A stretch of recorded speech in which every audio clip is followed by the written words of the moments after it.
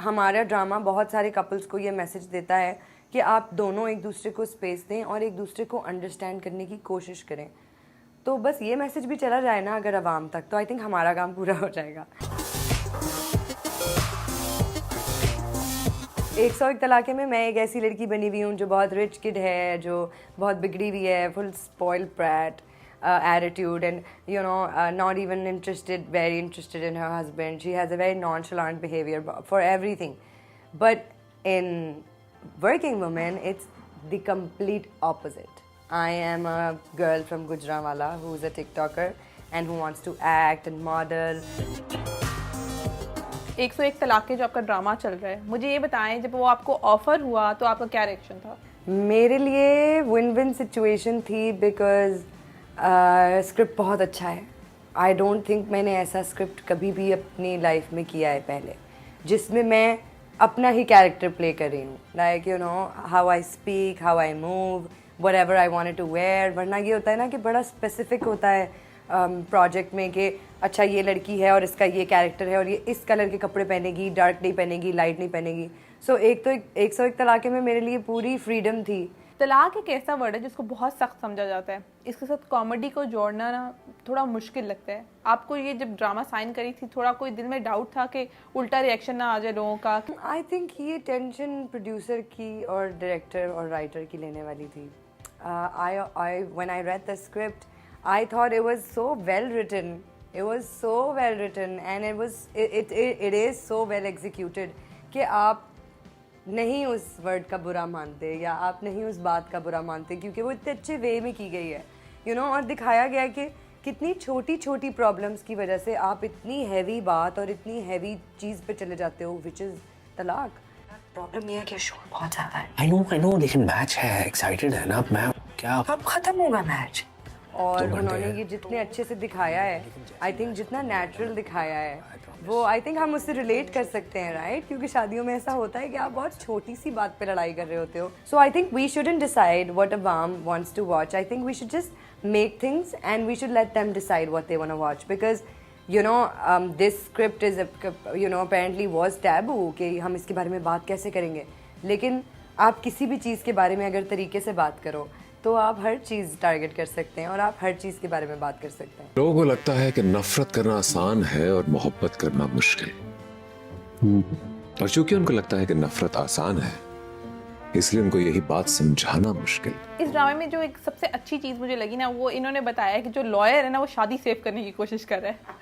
हमारी सोसाइटी में आप लॉयर के पास तब जाते हैं जब अपने डिवोर्स लेनी हो। और जाहिद भाई ने जिस तरह वो किया, I think he has done a brilliant job. Like his character is so fun, and lawyers are mostly serious and they don't joke in front of their clients and whatnot, but he's dancing and he's moving and he's getting irritated when people are coming telling him stories. So I feel like he made the character even more fun, and I absolutely love the fact that he's trying to save our wedding. Because we have acceptance of that other person. आपको खुद as a actor कैसा लग रहा है ये character करके? आप future में भी कॉमेडी करना चाहेंगी या फिर दोबारा सीरियस रोल्स पर जाएंगी? मैं थोड़ा सा ना भागती थी कॉमेडी से और डरती थी कि पता नहीं मैं वो टाइमिंग पकड़ सकूंगी या नहीं, या मैं या लोगों के लिए मुझे उस कैरेक्टर में देखना अच्छा होगा या नहीं। लेकिन क्योंकि मैं हमेशा से कैरेक्टर एक्ट्रेस हूँ और मुझे अलग अलग कैरेक्टर्स करने का शौक़ है, तो मुझे लगता है कि मुझे लगा था उस वक्त कि आई थिंक मैं ये भी कर सकूंगी। जब ये ड्रामा शूट कर रही थी तो सबका रिएक्शन क्या होता था? लाइक इट्स फन कि एक टैबू टॉपिक पे आप लोग बात करें। हमारे लिए, सबके लिए ना, वो डिलीवर करना डायलॉग्स और उनको अपनी तरह से बोलना वाज सो फन, बिकॉज हम रियल सिचुएशंस पे ही बात कर रहे होते थे। हम फेक सिचुएशन नहीं बनाते थे। ऐसा ही होता है कपल्स में कि वो टीवी देख रहा है और वो सामने आ गई है और वो काम कर रही है, लेकिन लड़के को टीवी देखना है, तो एक बिला वजह की लड़ाई हो गई। तो मैंने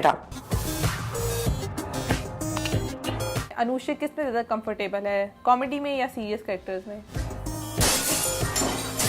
That's a tough one. I think I'm comfortable in both. It's just that putting glycerine in your eyes hurts so much.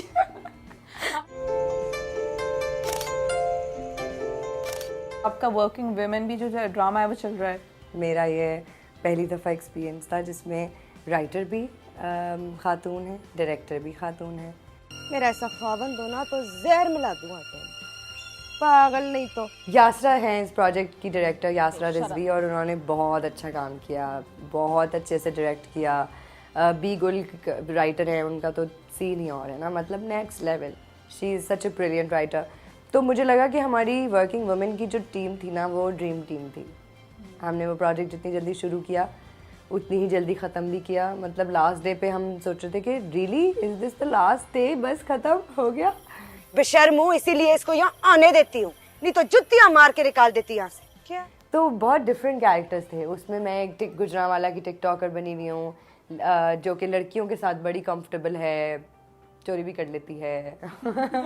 उसको लगता है कि अगर आप बुरा काम कर रहे हो तो कोई बात नहीं, उन्हीं भी कर लेते हैं, कोई बात नहीं है, you know? तो बहुत स्ट्रॉन्ग हेडेड कैरेक्टर है। हम कभी भी ये प्रूव नहीं करना चाहते कि वो सिर्फ लड़कियां ही सब कुछ कर सकती हैं, ऐसा बिल्कुल नहीं है।